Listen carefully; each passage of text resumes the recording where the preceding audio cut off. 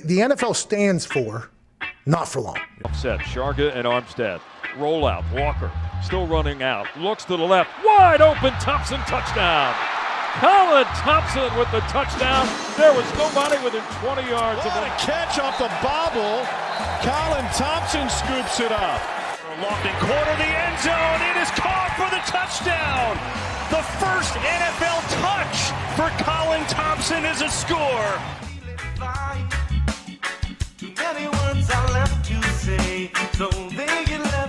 What's going on, everybody? Welcome back to another edition of the Colin Thompson Show, presented by Not For Long Media and our friends over at the original Fudge Kitchen, shipping fudge and sweet treats across the country. The perfect gift to mix things up year-round. Fudge Kitchen, all the great flavors, the saltwater taffy. Give someone a taste of the Jersey Shore. Take them back to the beach with that original fudge from Fudge Kitchen, fudgekitchen.com, shipping it around the country.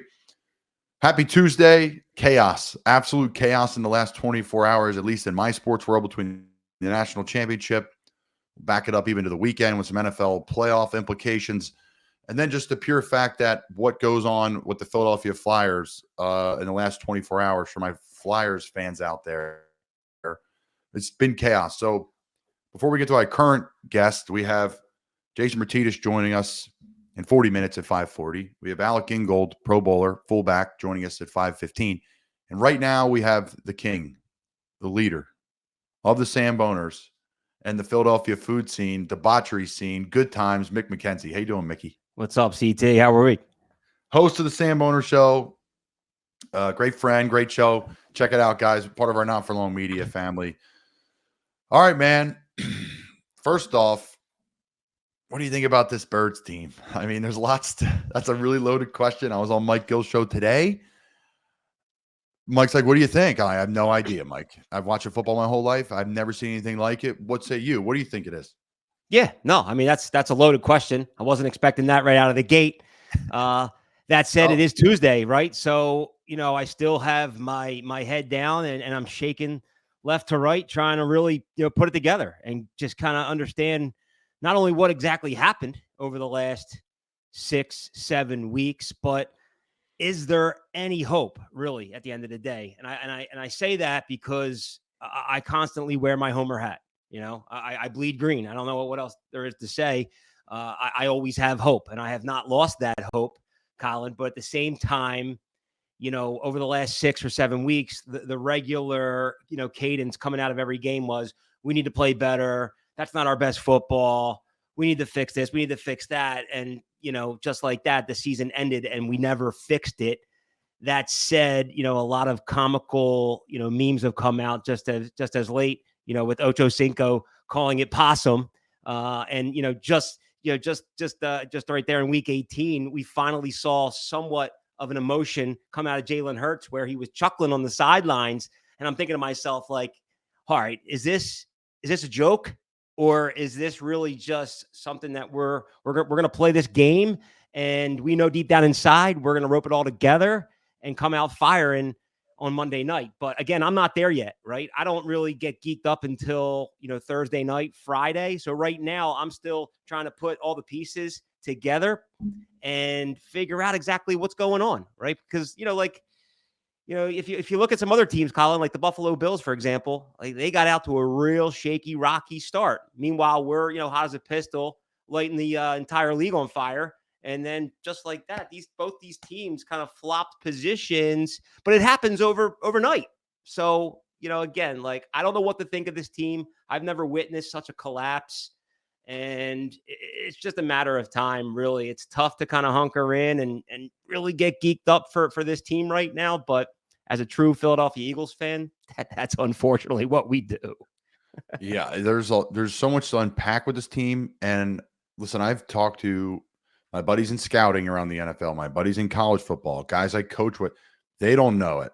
Like, these are professionals. Like, I think really it comes down like players aren't making the plays they need to make to win games. Like, the plays are the plays. There's so many things you can do. But who knows? I think it's a hodgepodge of everything. You can't put your thumb on one thing when that's very, very weird for pro sports. You should be like, this is it. They're not doing this. Like, they're not blitzing enough or they're not running the ball enough. Like, yeah, you could say a little bit of both, sure. But, like, is that the real reason why? So we'll see, man. I mean, the playoffs, everything changes. The funny thing about the playoffs is literally nothing matters if they play well these next 3-4 games. Like nothing. Like everything that happened in the regular season just dies. It just never. You have an opportunity now to rewrite the entire script. Whether you had a bad year, whether you're not up for a you think I'm not going to get a contract. I didn't play well, but you put 2-3 games together, bro. You change your season. Yeah, no, I agree with you there. But have we had any comparable, just kind of not experiences, but is there any other teams out there that have gone through such a rough patch at, honestly, the wrong time, if you will, right? You're always looking for that team that's just hot right at the right time, like the Buffalo Bills. I don't mean to continue to bring them you're up, right. You're spot on. Yeah, so like, evaporated everything that just happened in the last 7 weeks, but that's got to be hard, man. Like you could see it on like Jason Kelsey's face during the post-game press conference on Sunday evening. He looks exhausted. He really does. This whole entire team looks exhausted. So, that said, I think this is going to be one of those just, man, if they can overcome something like this, it really will be one of those mysterious stories that we will never, ever forget. But I think just from an expectation standpoint, and again, this is coming from Homer Mick, they're not high. They really aren't. I have never witnessed a team going into the playoffs, limping into the playoffs like the Philadelphia Eagles are right now, and, pull off a win and another win. And again, like, the Cowboys didn't lay off the pedal. The 49ers have not let off the pedal. It's going to be a very, very tough feat. And I've played with Baker Mayfield before. This guy is tough as they come. He's extremely aware of other situations. Like he's not a guy, Baker, who's like head down. I don't look at my phone. I don't watch. A lot of guys I'm not watching ESPN. Baker is aware now. Like people are talking bad about him. He writes your name down, right? Like that's the type of guy Baker is. So he knows what's up with Philly. And like, don't let him fool you. Todd Bowles, he played at Temple. He's the head coach down there. There's a lot of Temple people down there. They understand Philly. And what is it? They're going to have to get on Philly early and stay on them. Because if Philly gets the ball moving and gets rolling a little bit and that juju's back, they're going to wake up in the NFC Championship game, in my opinion, because they could beat anybody every given day. I think your point about the Bills is an interesting one, right? Like Kansas City's almost been like that a little bit too. Like hot, cold, hot, cold, hot, cold. What are they going to be? So you think they're the two teams that scare you the most, Baltimore and the Niners? Yeah, I think they do. I think Baltimore has proven a pretty consistent run heading into the postseason. They're clearly the odds-on favorite. My wild card is the Cleveland Browns. I think that they have that underdog, dog pound type of mentality. I'd love to see the Browns make a run. But it's cool, looking into this playoffs. I'm the biggest mush when it comes to gambling. I'm always betting like the worst teams ever. I'm always betting the Browns. I'm always betting the Dolphins. I'm always betting the Lions. But like, look at those three teams. The fact that they're in the playoffs makes it very exciting. And growing up, I was a Dolphins fan, so I'm going to be rooting for the Dolphins as well. But I think at the end of the day, it's still up for grabs, right? We talk about this all the time, Colin. This is a week-to-week league, but you almost sound like an Eagles homer when you say get that juju back. Like the fact that we didn't see that juju in the last 6 or 7 weeks is really hard for me to believe that we can get it back. But hopefully, we do go into Tampa and, we lay one on them. It's not going to be easy, though. No, I'm like Mr. Optimistic with the team because I believe in like those cats, like those players. Like they can't really build a better roster. Like even the Ravens are really good. You could argue the Eagles roster on paper is better than the Ravens, and the Niners are probably the best roster in the league. Rookie quarterback, it's a little bit different. Rookie pay scale, but still really talented. So this is the weirdest thing I've ever seen. We were talking about this on the phone. Biggest collapse, and you're you're a really big baseball guy. I'm a fan too, but you're probably a bigger fan. Biggest collapse. I think Colin just collapsed. I know. Well, we're having some. I collapsed into my back. Am I back? Yeah, are we good or no? I'm like a mannequin. I'm a mannequin. Can you hear my audio? You're good. We just lost 500 viewers, but we're good. That's fine. Well, that'd be 500 more than we usually have. So thank you, viewers that tuned in and left us. We have big storms here in the Northeast. So it's been crazy windy, and I got lights flashing and flickering. So who knows what we'll be here the whole time. Where's I even going with it? Who knows? Biggest collapse. You think it's a bigger collapse in the Philly really shouldn't win the World Series, or this Eagles last 6 games? No, I brought that up too. I've talked to a lot of people about that. Again, it is not easy being a Philadelphia sports fan, especially here in 2023, 2024.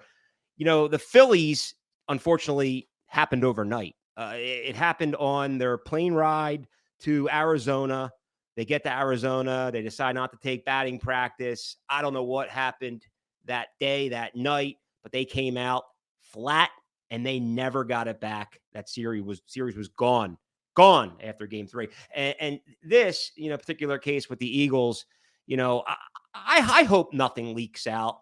There's a lot of rumors that, this all stems from, a couple situations. One, in Kansas, against the Kansas City Chiefs, where we beat the Chiefs, and Sirianni kind of got out of his element and started, hooting and hollering at the fans. And then 2, going into the San Fran game, the Big Dom episode where, he had the encounter with the other player. And, from there, unfortunately, everything has gone kind of downhill since those two episodes. So is it a layer of unprofessionalism from the Eagles, the organization? But, again, I don't know. I hope it's not something else, right? Because the last thing that I would want to see here is the Philadelphia Eagles lose on Monday night and this entire organization go up in flames, because I really do feel like they have a very awesome core set of players, both offensively and defensively, from a leadership standpoint. Like, this is a Super Bowl caliber team. We talked about it for the entire season leading up to week 12. So again, like, there's hope, right? And that's kind of all we can ride right now. But, I think if we can go out there and play our best football on Monday night, there is a chance we can turn it around. And maybe the ball does fall, our way, and a couple upsets happen. And next thing you know, we're playing San Fran in the NFC Championship. Yeah, it could change just like that in the playoffs. Worst teams, for sure, have made it to Super Bowls than what this Eagles roster is, for sure. Okay, as we wrap things up, Mickey, King of the Samboners, this brand, if you don't know it, check them out on Instagram, all social media platforms, but really predominant on Instagram, at the Samboners. You're always seeing me stuffing my face and having a good time doing it, folks that are viewing and listening to me.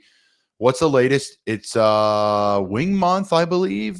What else we got going on? Yeah. So, we roll out a different theme every month, whether it be cheesesteaks, chicken cheesesteaks, hoagies, hot roast porks, this, that, and the other thing. We've gotten to a point where we're basically Samboning everything, right? With respect to last season, January, we did Wing Month. It was such a great hit because there's no better time to go order wings during playoff football season. So we decided to run it back in January as well. We're doing Wing Month. I kicked it off with some Korean wing action over in Cherry Hill, New Jersey. Very like honey, sticky, Asian, gooey wings, like almost like fried chicken in a way. But dude, it was absolutely Mr. D, Mr. Delicious. Then I stopped over at the Dominic's Tavern right there in Belmar. There's a ton of spots out there. There's a ton of parity in wings. You really got to set yourself apart from just kind of the general local dive bar, spicy buffalo wing. There's a place right here in my neck of the woods called Union Jack's that's just been, next level for as long as I can remember. They continue to be the number 1 wing in the Samboner top 10. But it's just all in good fun, man. Just get out there, let it rip, drop a Sambone, put yourself on the board. It's the new Fanavision, Colin. That's what it is. I never heard you say that. Hey, it's better in Fanavision because at least you get the video and it doesn't go away. Fanavision, man, if you don't have your phone out at the right time, and you know what? I'm out on these people and their phones. Listen, I have phones, and I know you're watching us right now on the phone, and thank you for that. But if you're at an event, all these people that are at events or like a ball drop and everyone's got their phones out, you're recording it, I'm struggling with it, Mick. I struggle with it. I really do. Yeah, I mean, it's out there, right? You go home, you'll find it because there's another 100,000 people that recorded it. But that said, it's also sentimental. I'm a big fan of going to, a concert, whether it be here in Philly or New York, and capturing some cool, songs that you love, and the fact that you get to capture that and have it. But at the same time, I hear where you're going.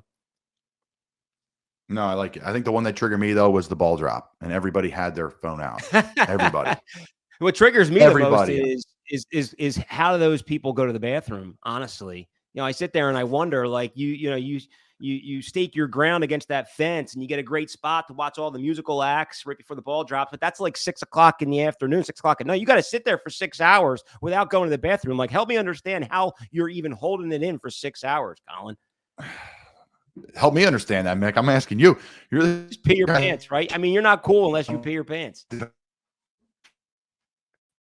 Oh, listen, the legendary Mick McKenzie. Check out the Samboners. Check out the Samboner show. You're the best, buddy. Thanks for coming on. Yeah, man. Thank you. All right, we're back on the Colin show. I apologize for the technical difficulties. Like I said before, we're having some weather issues here in the Northeast.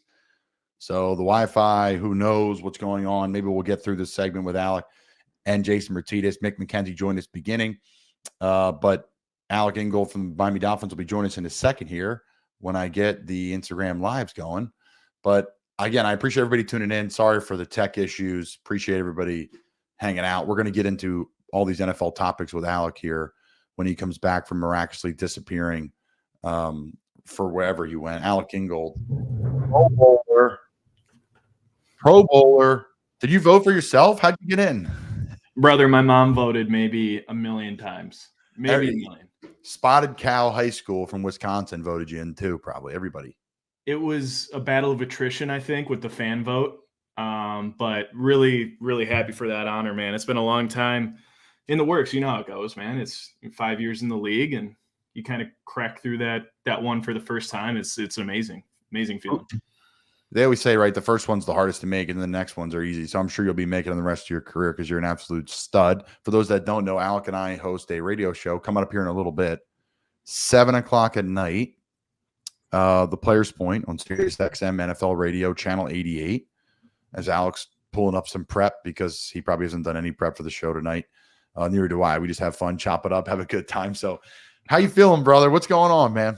It's good. It's playoff season is upon us. It's a joy to know that you're going to Arrowhead 5 degrees and you're going to be playing real football. You know what I'm saying? Like, you grow up watching that experience. It's going to be fun, man. This is where dreams are made. Ballers ball, and it's everything you could ever ask for, really, if you get down to the nitty-gritty of it. Bro, I'm so jacked for you guys. It's been fun following the Dolphins this year. There's some games you guys won back, but at the end of the day, here you are, right? Like, you're playing Kansas City. You're on your way to Arrowhead. I played there before. I think it's one of the loudest stadiums in the NFL. What are you guys doing this week to prepare for the crowd noise? I think it's going to be a lot of the standard, like, crowd noise over the stereo. You're working on your silent counts. You're working on your cadence. You're operating with all of those details while you just went through an 18-week season. And it's like the body is breaking down. The massages are like the most important part of the week at this point. The walkthroughs are happening. So, like, mentally, the stress of the week is like ramped up big time, and not stress in a bad way, like stressing like you got to put yourself in the toughest possible circumstance throughout the week. So you just get to do what you love to do. I know we talked about this on a show a couple weeks ago.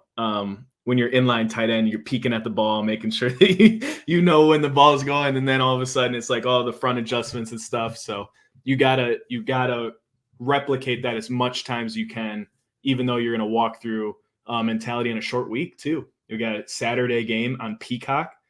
I don't have a Peacock subscription. I feel like there's a million subscriptions now that you have to have for the NFL. You got the ticket, you got Peacock subscription, you got Amazon Prime, you got all of these things. YouTube for the Red Zone. YouTube for the Red Zone. I'm a Peacock guy because I'm a Premier League fan. So if you want to watch Tottenham or my team, my squad, Go Spurs, the only real team in the Premier and the Prem, as they say. In the Prem.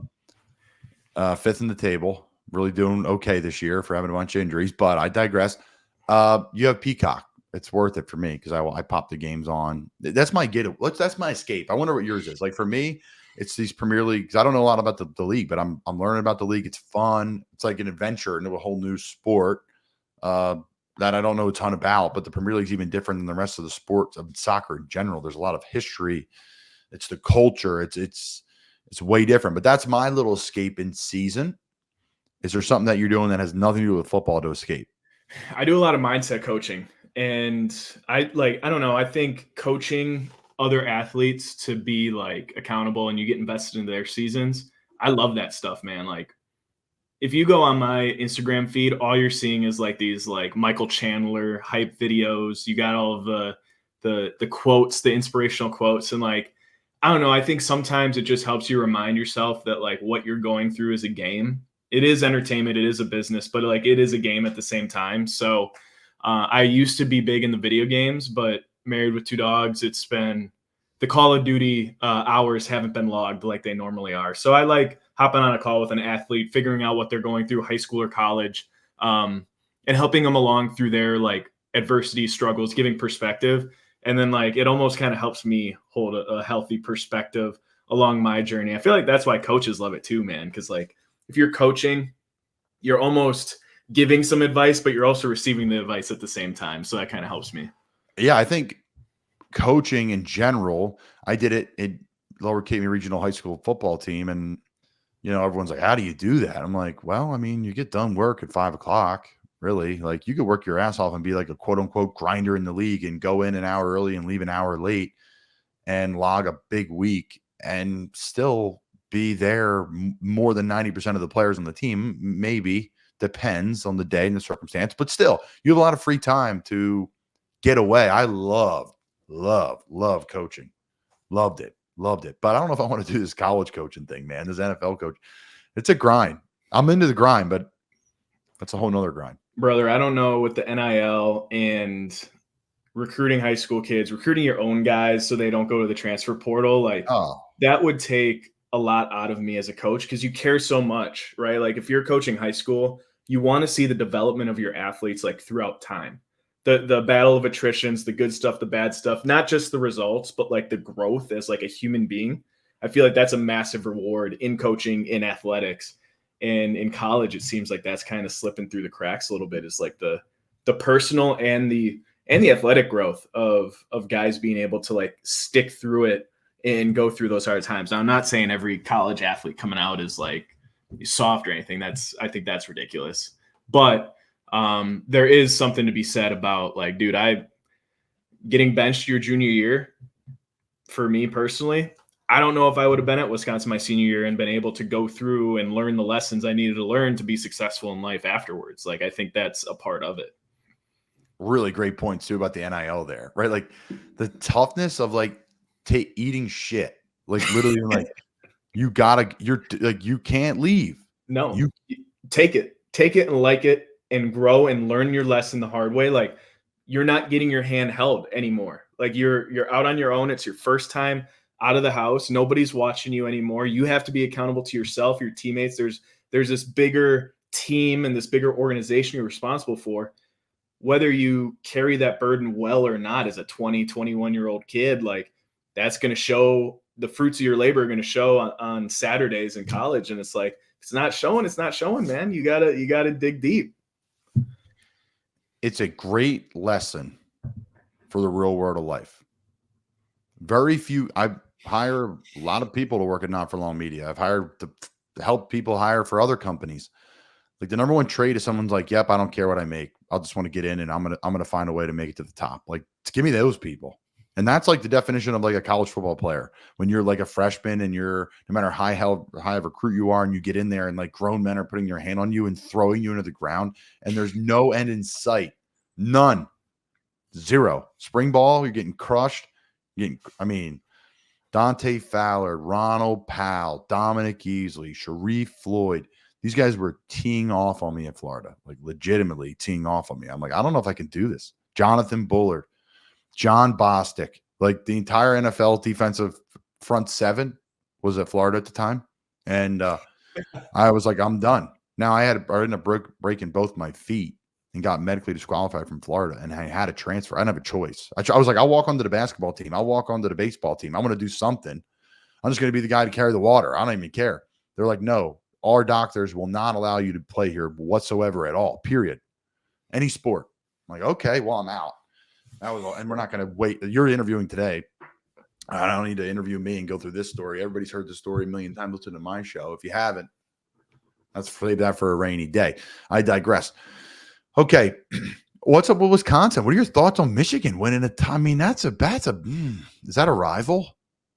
It is, but it's more so like I don't know if it's not like a Minnesota, Wisconsin. It's not an Iowa, Wisconsin. It wasn't the Big Ten West. So I think you do cheer for the Big Ten a little bit. the fact that Washington will also be in the Big Ten is just mind-blowing in itself. Like, it's a possible Big Ten championship game a couple years down the road. You have USC, UCLA, Washington, Oregon all coming to the Big Ten soon. Like, that's insane, right? Like, that's nuts. But at the same time, you're happy for the Michigan men. But no, I don't. There's not a whole lot of love lost between the Michigan men. I feel like they put themselves up on a pedestal.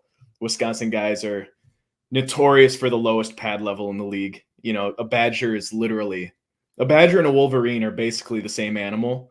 And you just think the Wolverine thinks a little bit highly of itself. And a Badger's like, man, I'm digging a foxhole. I'm gritty, all that. Were you like were you breaking down like Badger film and all this stuff? Like the Honey Badger came out. Was that a big deal to you? Brother, have you ever seen the YouTube video of the Hakai tribe and the Badger? Have you seen this YouTube video? It's the Badger tribe versus the Hakai tribe. If Jack's power didn't go out, our producer, which mine is probably dipping in and out too, I would have him pull it up, but no, I have not seen it. Please tell me about it. So it's basically like it's a play on like the Wisconsin-Iowa game where you're going to run as many punts as possible. It's going to be a battle of the trenches. It was when Russell Wilson was there. I don't know not Russell Wilson. J.J. Watt was there, the boys, kind of the glory days of Wisconsin football. But it was like they did like the Planet Earth voiceover, and it was the Badger tribe versus the Hakai tribe, and they're going back and forth and back and forth. Here's a punt, here's a fumble, here's defense. So that is about the only Badger film I've watched. But no, man, it's dude, Big Ten football, Big Ten West football, it's going to change a lot. Like, that landscape is going to be nuts. I hope Luke Fickell gets the boys ready because, like, there's so much development there. Think about how top heavy the Big Ten is going to be with the top rated Pac-12 teams coming in. Dude, like the Big Ten championship every year, it's going to be like the SEC. Like, one of them has to get left out. You get Georgia or Alabama in the playoff, right? Well, that's going to be, is it Michigan? Is it Ohio State? Is it Oregon? Is it Washington? Is it USC? Like, all of these teams are going to be battling basically for one spot in the Big Ten championship. It's going to be nuts. Yeah, and it's funny too, right? It's all about who's in the deeper pocket. It's not even about who can recruit. And then you got to recruit your own roster. I have people telling me, like, there's like a salary cap, like in like what you're figuring on NIL wise, recruiting wise. Like, if I want to build a defense that's going to be this good in this conference, I need to put X amount of money aside for it. Like, I need $3 million to have a great defense at X school. I need $8 million to have a great offense, defense, and solid special. Like, so now you're setting a salary cap of what we can handle. I mean, what do you think the fix is? To me, I don't think there is anything other than you have to get rid of the transfer portal. NIL could stay. Transfer portal's fine. The problem with transfer portal is it's supply and demand, right? So players are, hey, I need a tight end. When you become available and you're just an average tight end, well, you're getting paid more because there's only 2 of you that are left in the transfer portal, so you can wait everybody out, get your way in there. So to me, I think it's a movement which creates the attention. And because these kids aren't worth $1 million in marketing. No, and they're not getting paid. They're not doing anything for it. No. It's weird. No, it is very weird. It's weird how they have to operate and how they get paid, right? Because you do have to do some deliverables every once in a while, but really they're posting a picture that they're at, I don't know, Raising Cane's. There's no deliverable. Very few. And I think at this point in the game, it's really just who adapts the quickest. Since all the rules got lifted, I think it's going to be really hard to put rules back into place. I think if you don't have a third party outside of the NCAA that's able to manage this thing, at the end of the day, you have to adapt into the business world of what it is, right? You have to have some sort of Deion Sanders, Luke Fickell is doing his thing at Wisconsin where you build a culture, you build a brand, you get the draw from fans, from boosters, from athletes that all want to be a part of that brand, create something special, and you got to catch lightning in the bottle, right? Like, it's going to be what crew can put it all together for that 1 year and then it's all going to shift and change, and it's going to be the next year all over again. It's going to be a fresh slate. So I think it's going to be tougher for teams to be able to build dynasties because of the success or failures of one season determining so much of what the team looks like the very next year. Yeah, really, really strong points there. Truly, Alec Ingold joining us, Miami Dolphins fullback. Appreciate everybody tuning in live. Feel free to comment, ask Alec your questions. We'll ask him right here on Live on Air. He's with us for another 5 minutes or so. Then we're booting him out, getting Jason Martinez in to talk Flyers, and then Alec and I are doing radio in about an hour. So lots of prep for him and I on Sirius XM NFL Radio. Tune in if you have Sirius 7, 8, and 9. All right, bud. So back to the NFL playoffs. I'm trying to think of the right question to ask you to get the answer I want out of you, like a journalist, because I want you to give me something about this game. Like, not like clickbait for Kansas City, but I'm just saying, like, what are you trying to do to be successful? What's the plan? Like, what's the plan in Arrowhead versus that Kansas City team, right? That you could tell us, obviously. Like, I'm just like trying to get a good football answer out of you that's can be informational, informative to our listeners. I'll shut up now, but like something like, give me something that you can give us without getting in trouble. There's the real question. Ooh. I wish a journalist could just say that. Give me a good answer. Give me something that I can run with that's not going to get you yelled at in a team meeting or Correct. brought you upstairs. All right. I think I'd go back to like the one time I did win at Arrowhead was in 2021, week 4, beautiful September day. And we dropped like 38 points, I think, maybe 41-point game. So offensively, being able to like stay on schedule, being able to not determine like what happens in the game or say like we're going to make something up, but like literally whatever Steve Spagnuolo decides, you have to be on your details in order to execute it, right? You have the aggressiveness nature. You have Chris Jones, who's nuts, and Nick Bolton is back, and you have all of the talent in the world all over on that defense. So it's really like, at the end of the day in playoff football, I think it really is doing everything that you can to be detailed, and like, it does not matter what the play call is, what the down and distance is, being able to take that play and be able to be like, this one could go for 80 or this one can go for 5 because we need 5. I think that's really what it comes down to. And then, dude, watching Patrick Mahomes, Travis Kelce, like, you think about playoffs being a completely new season and everything ramping up, and there's no second chances, there's no get backs after this. I feel like you have to be able to go into that game knowing that they're going to make plays, offense, defense, and special teams. And it's like, how can you respond in those moments to be able to be like, this is our stuff, this is our game, this is a way that we can have an identity and go into Arrowhead and not be shaken by the loudest crowd and seeing the decibel meter when you're going off the bus, and like allowing all the circumstances to like shake up your game plan or what you're trying to do. So I don't know if that gave you anything. I don't know if it gave anybody anything, but I do think that's the deal is like, dude, it's a 1-game season and you got the Chiefs at Arrowhead. Why the heck not? Like, that is what you dream. That is one of the toughest scenarios you can possibly have right now in the middle of their dynasty. And it's like, all right, man, let's strap up and let's go get it.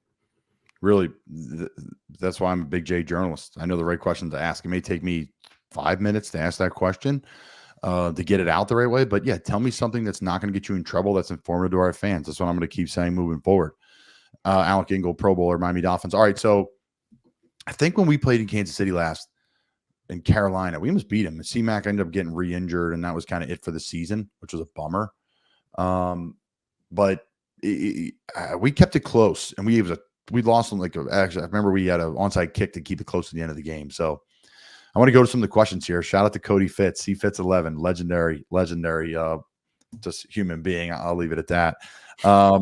Question: how is Arrowhead's away locker room compared to others? I don't remember it. You got to come down a cool tunnel. I remember that. Would you remember anything about Arrowhead's locker rooms? It's a little smaller than normal. A lot of guys are sharing lockers. It's wood lockers, old school.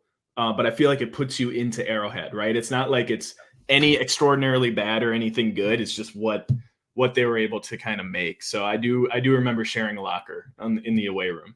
Yeah, and I think some of these older ones are so much better in a way because there's some nostalgia, like you said. It puts you in Green Bay, it puts you in Arrowhead.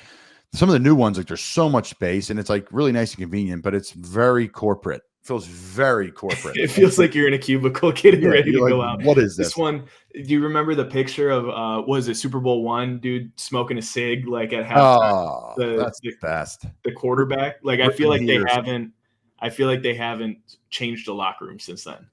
If you win, are you going to rip a heater in the locker room? Shoot, I don't know. Some spotted cow in the heater. The boys rolling, little Miller Lite. I mean, listen, bro, when you're a Pro Bowl fullback, you can do anything you want in that sort and we'll do no harm for you. So, last question from Cody, and appreciate the questions on Instagram. Everybody's chiming in. How do you prep for that Kansas City weather in Miami? You can't. Like, it's not. It's going to be cold. It's going to be 5 degrees. That mentally, you just have to accept it. It's going to be cold for everybody. I mean, as a Green Bay native, dude, cold is cold. Nobody likes it. Nobody enjoys it. And it's like kind of just that decision you got to make. Like, dude, it's going to be cold. You're going to freeze. It's all good. I love it. You're a legend. Good luck this weekend. Super excited to watch you play. Congrats again on the Pro Bowl, my friend. I'll be talking to you in about an hour on Sirius XM Radio. See you soon. Appreciate it. Appreciate you, buddy. I do know this. We do have a man here that does like the cold. When he was saying that, Jason, where you're like, I like being cold. I do, but I don't have to play outside in it. And play indoor. The thing about football, exactly. The thing about football players, what people don't understand is like we look like we're covered and padded and like, no, you're not. You don't wear anything. Like from literally like the chest up, that's all you're wearing. Like you can wear like a little pad on your thighs, but like where's the worst spot though on like a cold field? It's got to be like the forearm and elbow. You go down and just destroy it on a rock hard Lambeau field. I think the worst is the hands. Oh yeah, yeah, a lot of nerves. Yeah. When you get your hand, the worst that happened to me was I was pulling around. It was like a counter play where I'm following the guard, and some DN came and met me, and my hand for some reason got stuck between my face mask and his. Oh, full speed, and that was the worst, most pain I think I was at. It's so acute in your hands. Yeah, because there's so many nerves in your fingertips and stuff. You go from like not being able to feel your hands because it's so cold to feeling the worst pain in your hands. For people that don't understand what that feels like, go outside on the coldest day of this year. Sit outside for an hour and then open up your car door and shut it on your hand. See how you feel. Put that in your pipe and smoke it. Yeah. Oh. That's what it's like probably getting your hand jammed between two helmets in the NFL. Oh my God. It was brutal, dude. It was brutal. Actually, you know what? It was even worse. It was at Temple in a spring ball practice with Matt Rule yelling at me, which is way worse, but that's way more physical than the league. But yes, in the NFL too, like we don't wear anything. It was funny. Missing Curfew Hockey Podcast. I know you know it. Shane O'Brien, Scott Upshaw. They were saying what hits harder, football or hockey? It's hockey. There was actually a sports science done about this. Was it? Yeah. So you think with the speed, right? It would. My debate was, okay, maybe they hit harder, but you don't get hit on every play. Like football, there's a hit to end that play, and you are part of the contact, other than maybe a defensive back on a run play. So I don't know your thoughts on that. Here's the thing on it. And look, the guys in football are bigger and stronger. There's no doubt about that. And guys in the NFL can run just insanely fast. So it is high speed collisions. I think the only thing that made hockey higher was that because you can skate faster than you can run. You can skate at 22 miles an hour and you don't have to keep moving your feet to keep propelling. You can get to a high rate of speed on skates and set and coast into the guy. The other thing is you can have two guys moving at an incredibly high rate of speed to come together, but you can also hit guys against an object that doesn't move in the boards. There's no sideline to go out of. You can literally pummel a guy into a wall. So I think that's part of it too. Yeah. Bill Nye, the science guy, did a study on that hit, on the hits in the NFL versus the NHL. Either way you look at it, both sports are insanely physical. And I think the thing with the NFL, and you can attest to this because you're going to feel it the rest of your life, is that there's contact on every play. You can go out on a shift and not really touch anybody in hockey. But in football, it's play after play of engagement and hit and, trying to grab, leverage against a guy that's trying to steal your leverage and get where you want to be. I think the cumulative effect in the NFL is far greater physically than it is in the NHL. Jason Martinez joined us here from Flyers Daily. He's been covering the Flyers for a long time. He's got a podcast hanging out with us here at Not For Long Media called Odgies. Check it out. All right, Jason. So Jason was on a couple weeks ago, and I try to rotate different people through and different flares, and hockey is a part of my flair. So I love to have hockey people on. But this week, I'm like, the NFL playoffs are coming up. Going to have a bunch of football guys on. We're going to talk football. Common sense for kind of media. And then last night, the world exploded.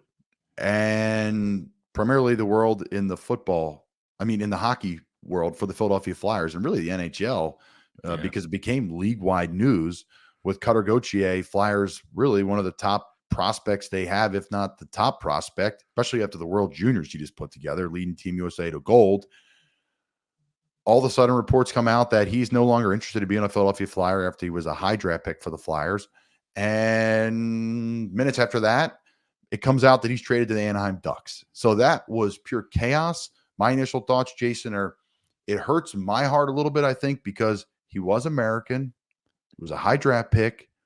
We've been really able to follow him and see him. Some of these guys that play in these leagues or play in the OHL or play over in Russia or wherever they play, you don't really get to see him. But we really got to see this guy in World Juniors. We have seen him stuff at BC. And then all of a sudden, what? He doesn't want to play here? Like the momentum behind this team is awesome. And then he's traded. So there's a lot there to digest. Again, I don't know the professionalism where the question is in there, but where do you even start with this, Jason? What are your first initial thoughts when you see this whole thing go down? Well, let's kind of start where it happened last night when it went down. It's 8 minutes into the Penguin game. I'm sitting in the press box, and Charlie O'Connor leans over and goes, "Are you on your phone?" I said, "No." He goes, "Get on your phone." And I'm like, "Why?" He goes, "Just get on your phone." And then Joe Seville, the media guy, comes down and goes, "Hey, check your emails. We just made a move." So I get on and I see it. I'm like, holy shit, I did not see this coming. Like you said, he just finished World Juniors, was the offensive player of the tournament, 12 points, 10 of them assists, led USA to gold, was spectacular, having a really good year at BC in his sophomore season. And you're going, well, why did they make this move? And then you're seeing reports from Frank Saravalli and others coming out saying he didn't want to play in Philadelphia. And initially, I poo-pooed it. I'm like, I had him on right after they drafted him. The kid was over the moon. Like, he's at the draft, and I'm talking to him like this. He's over the moon to be a Flyer. And I hadn't heard anything otherwise. And when I look back now, though, I kind of go, okay, there was some little signs there that I didn't see at the time. I'd asked for him to come on several times since the World Hockey Championship at the end of last season, just to check in, how you doing? You're huge prospect with this team, all of that. And initially, when he got back from Worlds, where he had a really good World Hockey Championship playing with the best players in the world internationally, it was, he just played a lot of hockey. He wanted to get on some vacation time. And I'm thinking, that's a little different, right? He just had a good tournament. You'd come on. And then when he got back and after development camp, I asked for him again. And it was, he's with his family. So I just got like 3 or 4 times that I asked between, April and yesterday. It was just kind of like these kind of weird excuses that, at the time I didn't put up a huge red flag, but in hindsight, okay, there's some red flags there. And then we come to find out, through some good reporting of Elliot Friedman and others that, I think he wanted to turn pro after last year. And I think they were willing to do that over the summer and extend him a contract, but I don't think they wanted to guarantee him a spot. You're going to have to work for it, just like everybody else. Like, you're going to get nothing there. Chip Kelly always used to say there's no such thing as free lunch. You got to earn everything you get. And this is a young player coming into a rebuild situation. He's going to get more, rope than most, being the player that he is. But we can't just say, hey, you're signing a contract and hand it to you, because that sets a bad precedent organizationally. So apparently he was offended by that. And, I guess in his family, very short fuse. And then to come to find out that, John LeClair and Patrick Sharp went up to meet with him up at BC after a game, and he refused to meet with them. I mean, talk about John LeClair, one of the great college players at the University of Vermont. Sharpie went to Vermont as well and won 3 Stanley Cups. Leclerc, great American-born player, and then wasn't communicating with the organization at all. And they go to Sweden. They flew to Sweden. Danny Briere, Keith Jones, and Sharpie, and the family or him wouldn't meet with them there. Like, no stones to sit across the table and say, I don't want to be a Flyer. So, like, upon further review, like, it hurts me that a guy wouldn't want to play here, because I think it's a great place to play, but it's not for everyone, as you know, Kyle. Nope. And it hurts me that I think he's got one heck of a player with a shitload of skill that would have been really good for this team. But when I see these red flags of a guy that doesn't have the balls to communicate and won't sit across the table like a man or his family or his spokespeople, and just goes dark. When you drafted him 5th overall and he looked you in the eye and said, I am born to be a Flyer. My mom was born in Reading. All these things, to not even sit across with a new regime, to me is a huge red flag. So I go, you know what? That red flag's too big for me to overcome. See ya. Get out. I don't want that around my culture, my rebuild. If you don't want to be here, get out. And kudos to Keith Jones and Danny Briere and the brass for this not getting out there. Crazy. I mean, that's nuts. Flyers 2024? Flyers were a leaky organization the last bunch of years. Nobody knew Keith Jones was even interviewing for the job that he got. That came out of nowhere. You look at the situation with Michkov. I mean, Michkov, 3 days before the draft, was at the Flyers training center playing air hockey and bubble hockey. Nobody even knew, right? He's there with his whole family, his brothers, and nobody knew. To operate under cloak and dagger without it getting out gives a huge advantage. And I think the Flyers, all things considered, got one hell of a return. You get a top pairing right-handed D. He's got some work to do to get to that top pairing level of being a legit right-handed D. And you lost a goal-scoring winger.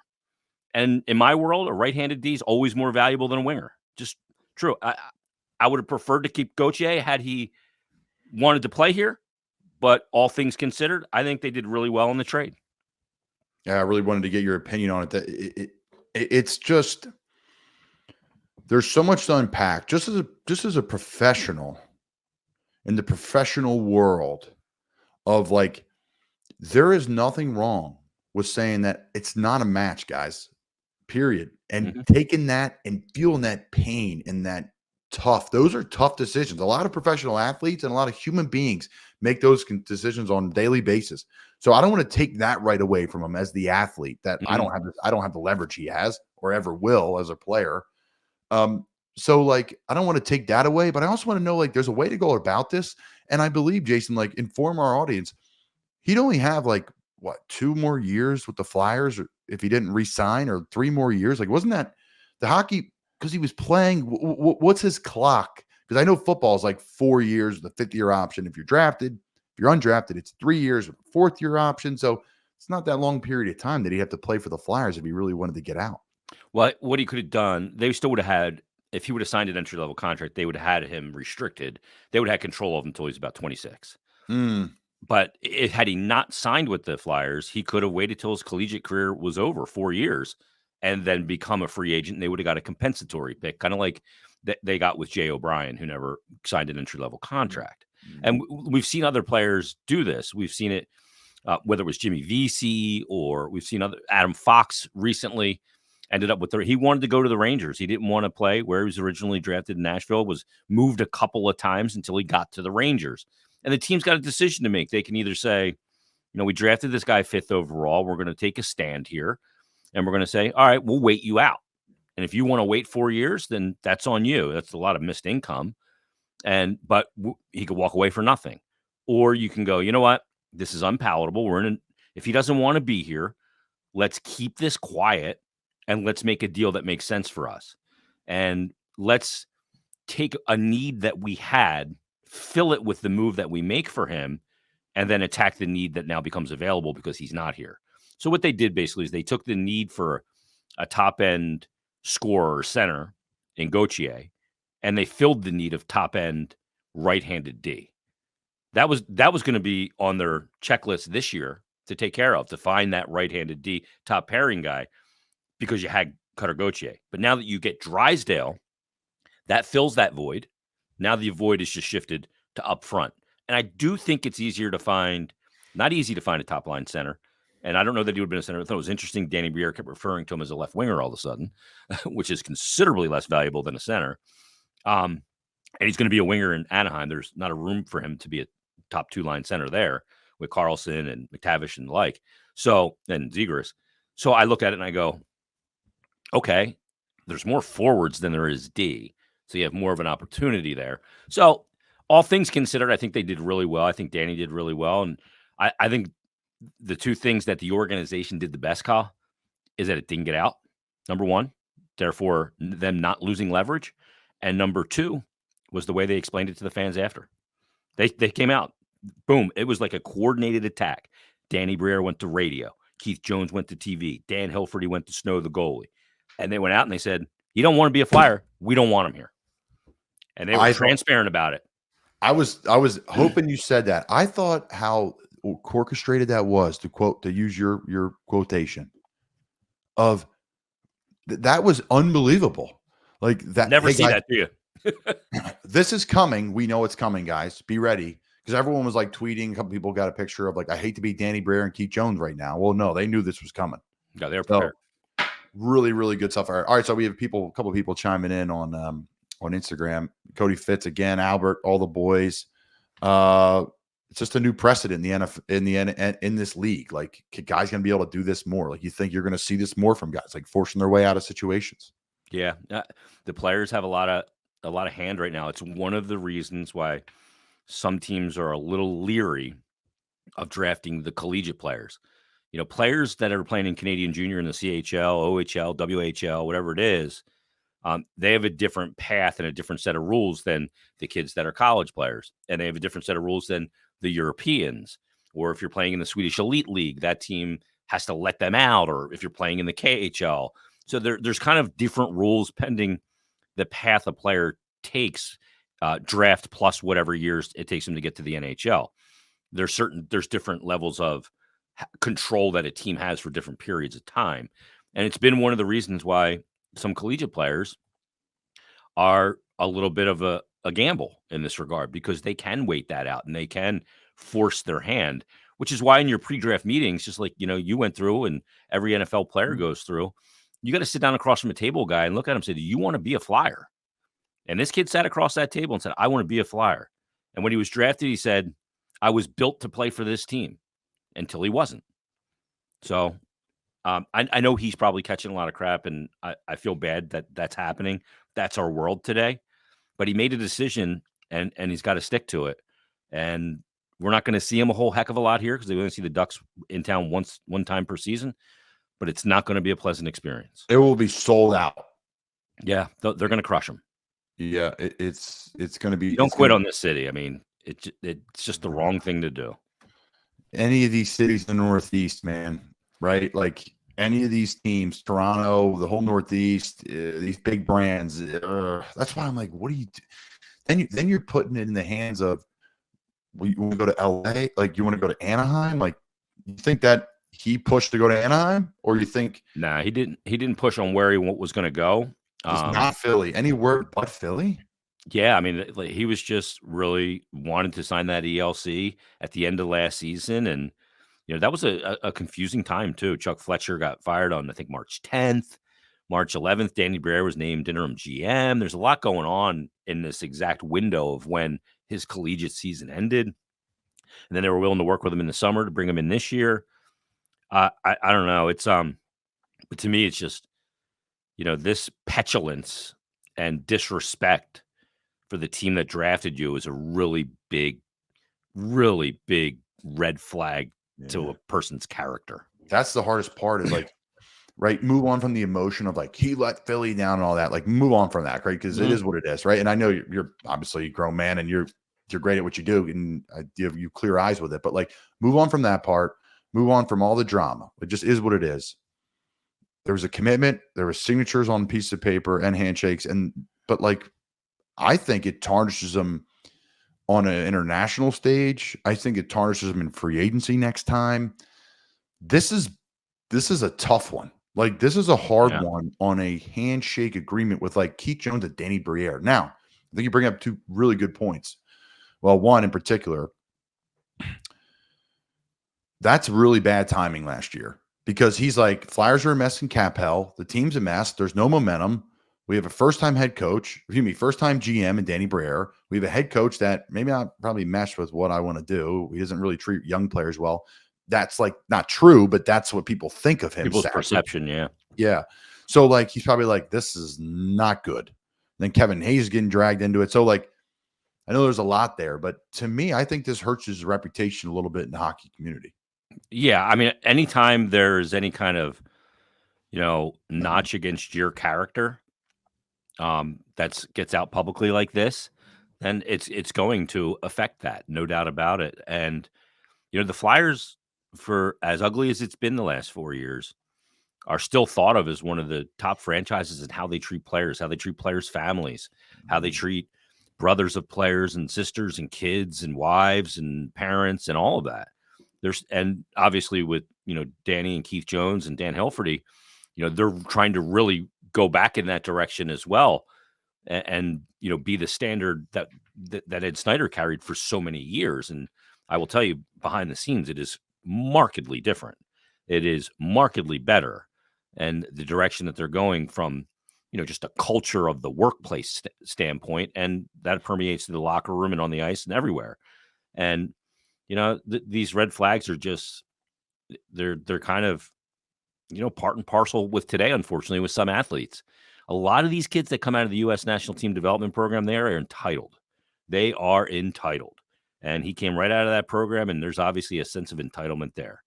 And, John Tortorella is not going to put up with entitlement. You got to earn everything you got. Cam York came out of that program, came out of the Team USA World Juniors that won a gold medal. Didn't make the team out of camp last year. But did he say, I don't want to be a Flyer? He sucked it up. He went down to the Phantoms, did what he had to do to earn his way back. Now he's on a top pairing in the NHL at 22 years of age. Now you can either say, oh, that situation is not perfect for me because they don't give me everything I want right out of the gate, or you can go out and earn it. I think you should always go out and earn it. I think anything earned is better than given. It's a very American move instead of a Canadian move. Yeah. Right. Like some kid from Saskatchewan's not doing that. It's just not in their blood. Nope. But we in America, we included, I'm part of NFL culture. It's a lot of I got to do me because it's a short-lived thing, and it's a very American culture thing. A lot of participation trophy elements there, right? Not in my house, that's for sure. Not in mine either. Yeah. All right. Lastly, I don't think the team's sputtering, right? I think, and I listen to your show, do a great job. Flyers Daily, guys, check it out. If you're a Flyers fan, it's great. 20, 30 minutes, boom. It's just a quick, great listen to keep you up to date with the long season. That's why I really enjoy it.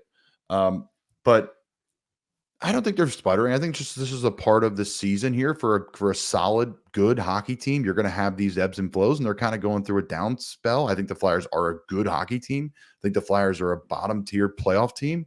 The way they play or perform, the toughness, the goaltending, like just put a different logo on their chest. You're like, yeah, this is a good, solid hockey team. It's going to make the playoffs. I think they're in a down, swing. I don't think it's here for very long. I think they'll get back to some winning ways here soon. They won versus Calgary the other night. What say you for the future of the team here in the next couple months? Yeah, I agree. I mean, there are ebbs and flows to an NHL season. Even the best teams go through a period where they'll lose 5 of 7. That's just the schedule and how it plays out sometimes. I think they had a really tough schedule coming out of the holiday break, going to Vancouver back-to-back with Seattle, who was laying in wait. And then you go to Calgary, who hadn't played since Wednesday. They're playing them on New Year's Eve. And then you go to Edmonton, and you kind of ripen that game as well. Then you come back and, you end up losing to Columbus. I thought they played hard. That's a really tough spot after that road trip to come back. And then I thought full value for the win on Saturday against Calgary. And then last night against Pittsburgh, I mean, I don't even know what happened, to be honest with you. I was never so disconnected to a game I was broadcasting in my entire life. Nothing was about the game anymore. But I mean, I thought Pittsburgh played well in my kind of off in the distance look at it. But yeah, I mean, they're right there. They got some things to work on. They don't have a lot of practice time. Only have 3 practices, which one of them was today in the month of January because of the schedule. 30 minutes too. Yeah, it's just going. I talked to Torts on Monday. I talk to him every Monday for Hockey and Hounds, and it's basically just to get the blood moving. It's not like he can accomplish a lot out there. He just wants to get them out there, maybe work on a couple structural things and keep the blood moving. And then he's got to prioritize the energy levels for game day because the games are all that matter at this point. Jason Martinez, good luck on the call the rest of the year. Love your show. Appreciate you coming on, man. Anytime, brother. All right, Jason Martinez joined us. Alec Ingold joined us here as I change over my overlay. Some great guests today and super fun show. Mick McKenzie joined us at the top of the show from the Samboners. Alec Ingold joined us halfway through. And Jason Martinez just joined us to talk about the Flyers. Shout out to our friends at Wealth Advisory Services. Again, wealthadvisoryservices.com. If you don't know them, you should. Check them out. Paul, Dave, their team, 100 years of experience. I told you guys about them earlier. Huge part of myself and my family and just helping us piece through life together and investing, etc. FudgeKitchens.com. The original Fudge Kitchen. Check them out. Chip and fudge and sweet treats across the country. As I finish up here, there's a lot to unpack really in this NFL landscape right now. Obviously, the NFL playoffs are ahead, but this coaching carousel that's about to go down, I think is going to be something that we've really never seen before. You see Mike Vrabel get let go today. There's rumor that Bill Belichick is going to be let go. I don't think Coach Belichick's going anywhere in New England. I think it's been a fun thing to talk about. I'm not saying people's sources, I'm not discrediting them. I just don't think he's going anywhere. Coach Vrabel, a huge name on the market. There's a lot of big names that are going to be on the market. Ben Johnson is one of them. I think some of these playoff teams, I'll be honest with you guys, are going to value Ben Johnson, Coach Vrabel, Bill Belichick, Harbaugh over their current coach. I do. It sucks, but I can't give my opinion on some of this stuff because I'm still a free agent. I have one more year left to give it to this thing. Hopefully get into this league. I don't want to give my opinion publicly, but there's going to be a lot of moving and shaking. I think more than normal. I do, because some of these candidates that are available, some of these coordinators and some of these head coaches that have been let go or may get let go or may be on the market to be traded for are really good head coaches. So I think it's just the beginning. Plus, before, if you guys remember last year, you could interview coaches and go through that whole process kind of all through the playoffs and all through the end of the regular season and start requesting to interview people. That's changed this year, I believe, and it's going to be a little more delayed, a little bit slower. So it's no big deal. It's not the end of the world. It's not like the college football season where it ends and you start recruiting in spring ball right away. The NFL players aren't back in the building until mid-April, so you got to hire your person, before the Super Bowl, I'm assuming, right after the Super Bowl, and you got plenty of time to kind of work through that stuff. So, to me, this is going to be one of the craziest coaching carousels we've ever seen. Yes, of course, every year seems crazy, but this one, especially with Coach Vrabel going away today, that was interesting. My thoughts with Tennessee, he could have walked away too. I think people don't realize that too. Like, if Tennessee had a different plan of how they want to go about business for the future, whether Coach Vrabel wants to win now or win later or whatever that may be, it may not match with what the team wants. So they decided to move forward and go separate ways. So there's some interesting stuff there. But again, guys, I appreciate everybody tuning in. There was so much to talk about today, and I didn't get to any of it because we had some awesome guests on. So that was great. Big thanks to Mick. Big thanks to Alec Ingold. Big thanks to Jason Martinez. And then big thanks to our sponsors, the original Fudge Kitchen, wealthadvisoryservices.com. Thank you guys for your support. Appreciate you tuning in on Instagram and all these different platforms. We're trying some live shows. We had some technical difficulties tonight with some Wi-Fi issues because of bad weather. So we're trying the live shows for now. We'll see how they go. Mixing it up, having fun. I'm really appreciating all the engagement by everybody tuning in. And I hope everyone has a great rest of the week. To talk to you guys next week. We'll be tuning in again Tuesday nights, 5 o'clock.